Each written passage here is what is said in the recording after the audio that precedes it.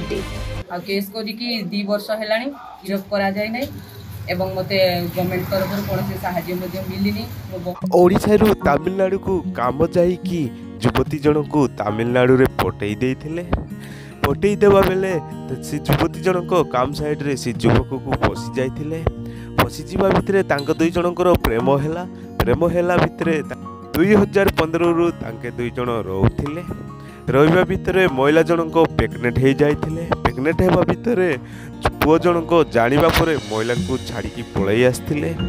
आसीबा भितरे महिला को छुआटे हो जाइछि। सेही भितरे छुआ को 2 वर्ष हो जाइछि। महिला जनक आज ओडिशा रे आसिकी खोजुचंती।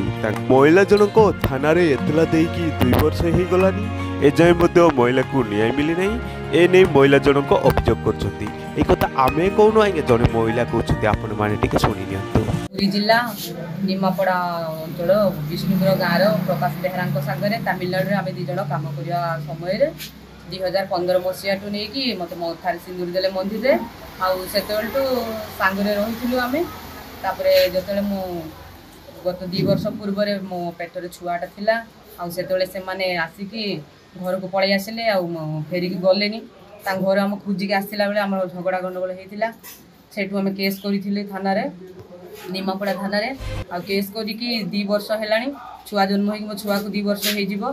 आज पर्यंत मो स्वामी की गिरफ करा जाय नै एवं मते गवर्नमेंट तरफ कौन साहाय्य मिलनी। मो बहुत हैरान हो मो छुआ सहित बहुत कष्ट मो बंचुची आज्ञा।